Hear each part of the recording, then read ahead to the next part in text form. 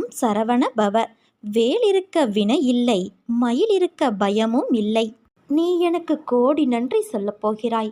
ஏனென்றால் என்னை பார்த்த இந்த நொடி முதல் திடீரென நல்ல நல்ல மாற்றங்கள் எல்லாம் உன் வாழ்வில் வரப்போகிறது. உனக்கான வாழ்வில் நடக்கும் விஷயங்கள் எல்லாம் ஏற்கனவே தீர்மானிக்கப்பட்டது. எல்லோருக்கும் இன்பமாகவும் அமைவதில்லை, துன்பமாகவும் அமைவது இல்லை. சமமான அளவிலேயே உன் வாழ்வில் எல்லாம் இடம்பெற செய்கின்றது. இன்பம் சிரிப்பையும், துன்பம் வலி என்ற உணர்வுகளை உடையது. அதுதான் உன்னை வேறுபடவும் உணரவும் வைக்கின்றது. கடினமான பாதை என்று நினைத்தால் அது கடினம்தான். இன்பம் துன்பம் என்ற மாயை உன்னை முன்னேற விடாமல் தடுக்கின்றது. அந்த போலியான சாயலுக்கு நீ ஏன் முக்கியத்துவம் கொடுக்கிறாய்? போலியான விஷயத்தில் நிஜத்தை தொலைத்து கொள்ளாதே.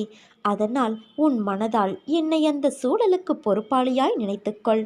நிச்சயம் நீ ஏமாற மாட்டாய். உனக்கானது நிச்சயம் உன்னை வந்து சேரும் என் குழந்தையே. பயப்படாதே. என்னை நீ மறக்கவில்லை. என்னை உன்னால் மறக்க முடியாது. ஏனென்றால் என் பிள்ளையே நீதானே என் தங்கமே.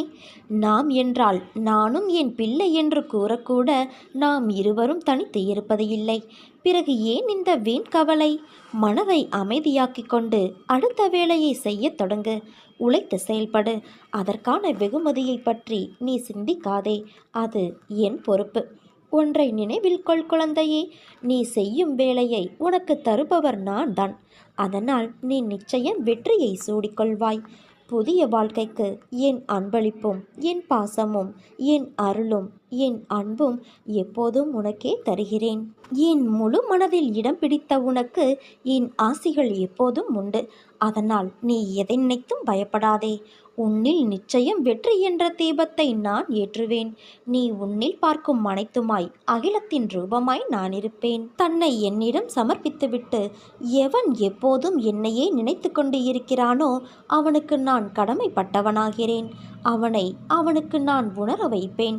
அவனது கடனை நான் தீர்ப்பேன். என் தங்கமே, தினம் தினம் ஒவ்வொரு பரீட்சையை உன் மனமே உனக்கு நடத்துகிறது. ஒவ்வொரு நாளும் ஒவ்வொரு படிப்பை தரும். அதுவே உன் வாழ்க்கையில் நிகழ்கின்றது.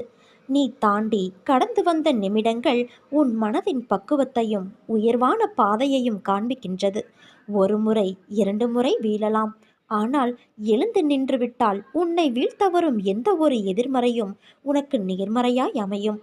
கீழே விழுவதை பற்றி கவலை கொள்ளாதே. தோள் தாங்கி கொடுத்து உன் தந்தை நான் அரவணைப்பேன்.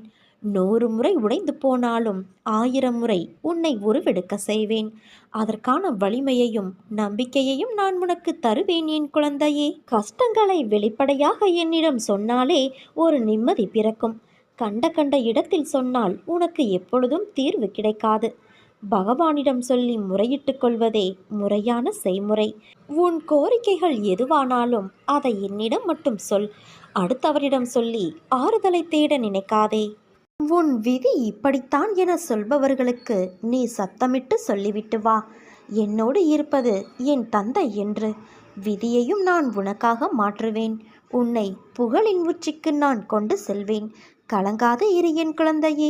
உனக்கு உன் தந்தையான நான் இருக்கிறேன். நீ உண்மையோடும் ஆன்ம உணர்வோடும் கண்ணீரோடும் செய்கின்ற பிரார்த்தனைகளை கேட்டுக்கொண்டுதான் இருக்கின்றேன். நான் அளிக்கும் பதில்களை உன்னால் புரிந்து கொள்ள முடியாமல் போய்விடுவதால் மனம் போல் நடந்து தட்டி கழித்து விடுகிறாய். பலனை அதனால் நீ அடைய முடிவது இல்லை. உன் விருப்பப்படி நடக்கவும் வாழவும் உனக்கு சுதந்திரம் கொடுத்திருக்கின்றேன். அதனால்தான் என்னை புரியாமலும் எனக்கு கீழ்ப்படியாமலும் உன்னால் சுயமாக நடக்க முடிகிறது. இந்த சுதந்திர உணர்வு தான் உன்னை இந்த அளவுக்கு கீழே இறக்கி வைத்துவிட்டது.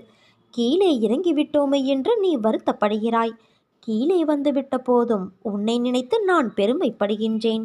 உனது இரக்க குணம், பிறருக்கு உதவும் மனோபாவம், இந்த நிலையிலும் பிறர் கஷ்டப்படுவதை காண சகிக்காத மனம், இருக்கும் இடத்திற்கு விசுவாசத்தோடு நடக்க வேண்டும் என்று நினைத்து நடந்ததால்தான் இந்த நிலைக்கு இறங்க நேர்ந்தது என்று நினைக்கிறாய்.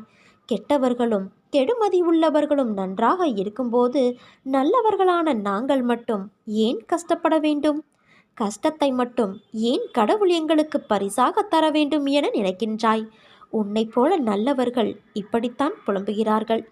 நல்லவர்கள் புலம்புவது தொடர்கதைதான். நான் உன்னிடம் பிரத்யட்சமாக விளங்க வேண்டும் என்றால் நீ கஷ்டப்பட்டுத்தான் ஆக வேண்டும் குழந்தையே. ஏனென்றால் நான் நல்லவர்கள் மனதில் மட்டுமே வாழ முடியும். இப்படி உன்னை கஷ்டப்படுத்தி வாழ்வதால் என்ன பலன் என்று நீ நினைக்கலாம். நான் உன்னை பக்குவப்படுத்த உனக்கு வரப்பிரசாதமாக கொடுத்திருக்கின்றேன். உன்னுடைய தகுதிக்கும் தாங்கும் சக்திக்கும் ஏற்பத்தான் நான் உனக்கு கஷ்டத்தை தருகின்றேன். இதை உன்னால் சமாளிக்க முடியும் என்று தெரிந்த பிறகே கஷ்டம் உன்னிடம் வருகிறது. இப்போது நீ வேகமாக செயல்பட வேண்டும். நிறைய சிந்தனை செய்ய வேண்டும். இதன் மூலம் இப்போதுள்ள நிலையை விட பல மடங்கு உயர்வடைய வேண்டும் என்பதற்காகவே இதை உனக்கு நான் கொடுத்தேன். இருள் நீங்கி பிரம்ம முகூர்த்தம் ஆரம்பமாகிவிட்டது குழந்தையே. அப்படியே உனது கஷ்டங்களும் பிரச்சனைகளும் முடிந்து போகும். எல்லா துன்பங்களும் விலகி புத்துணர்வோடு நீ இருக்கப் போகிறாய்.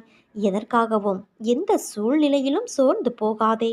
தைரியமாக இரு. இதோ நான் உன்னோடு கூடவே இருக்கிறேன். எவன் அன்போடு என்னை கூப்பிடுகிறானோ அவனிடம் ஓடி சென்று நானே வெளிப்படையாக கலந்து கொள்கிறேன். உன் வாழ்க்கையும் உன் நிலையும் கற்கண்டை போல சுவை உள்ளதாக இருக்கும். உனது எல்லா விருப்பங்களும் நிறைவேற்றப்படும். நீயும் சந்தோஷமாக இருப்பாய் என் குழந்தையே. நீ நம்பிக்கையோடு இரு, நல்லதே நடக்கும். நீ எதிர்பார்க்கும் பதில் உடனே உனக்கு கிடைத்துவிட்டால் உன்னால் எதை பற்றியும் முழுமையாக அறிந்து கொள்ள முடியாது. காத்திரு குழந்தையே. சரியான நேரத்தில் சரியான பதில் உனக்கு கிடைக்கும். வானளவில் உள்ள ஆழம்தான் இந்த உலகம். இதில் மேகங்கள் போலத்தான் வாழ்க்கையும். அதில் வாழ்க்கையை நெறிகளோடு கூடிய வாழ்க்கையாய் பார்த்து வாழ்பவர்கள் மிக குறைவு. என் பிள்ளைகளுக்கு முதலில் நான் பயிற்றுவிப்பது ஒழுக்கமும் நேர்மறையான நெறிகளும் தான். அதில்தான் நீ இப்போது இருக்கிறாய் குழந்தையே. பயிற்சி நடக்கும்போது சில போராட்டங்கள் குழப்பத்தால் நிகழும். அதில் இது எதற்கு, நல்லதா கெட்டதா என குழம்பி போய் முடிவுகள் எடுக்க முடியாமல் போகும் தருணம் என எல்லாம் வரலாம். அப்படி வரவில்லை என்றால்தான் பயிற்சியின் முறைகள் சரியில்லை என்று அர்த்தம். பயிற்சியில் தோல்விகள் வெற்றிகள் என இரு முனைகள் இருக்கும். அதில் வெற்றிக்காக போராடு.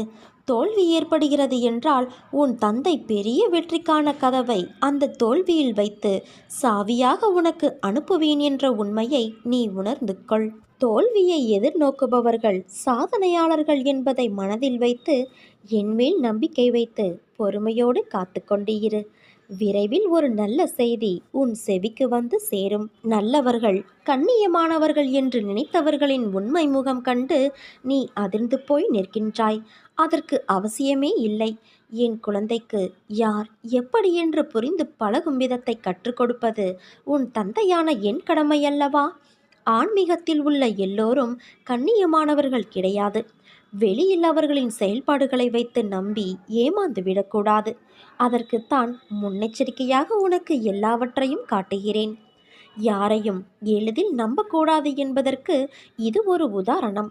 பாலையும் தண்ணீரையும் கலந்து வைத்தால் அன்னப்பறவை போல தண்ணீரிலிருந்து சுத்தமான பாலை உனக்கு பிரிக்க தெரிய வேண்டும் என்பதற்குத்தான் இந்த நிகழ்வுகள் எல்லாம் உன்னை எட்டி பார்க்கிறது. நீ எனக்கு கிடைத்த அற்புதமான குழந்தை. ஆனால் வெளுத்ததெல்லாம் பால் என நினைக்கும் வெகுளியான குழந்தை. இந்த வெகுளித்தனங்களை விட்டு கொஞ்சம் வினயமாகவும் நடந்து கொள். என் இந்த உபதேசத்தின்படி நடந்து கொள். நான் எப்போதும் உன்னோடு இருப்பேன். எந்த கவலையும் உனக்கு வேண்டாம் என் குழந்தையே. நீ நடந்ததையே நினைத்து கொண்டு இருப்பதால் உன்னால் அடுத்த செயல்களில் கவனம் செலுத்த முடியாமல் போகிறது. என்ன நடந்தாலும் அதற்கு ஒரு காரணம் இருக்கும் என்று நம்பு. அது நிச்சயம் உன் நன்மைக்காக மட்டுமே இருக்கும் என்று நினை. உன் தந்தை உன்னை ஒருபோதும் கைவிட மாட்டேன். அனைத்தையும் நானே நடத்துகிறேன் என்று என்னை திடமாக நம்பு என் குழந்தையே. எனக்கு நானாகவே செய்கிறேன் என்ற எண்ணத்தை உனக்குள் வரவிடாதே. நான் துணையாக இருப்பேன். நீ நடக்கும் பாதையில் முட்கள் இருந்தால் நானே முன்பாகவே சென்று களைந்து விடுகிறேன். நான் உன்னுடனேயே வந்து கொண்டு இருக்கிறேன் என் தங்கமே.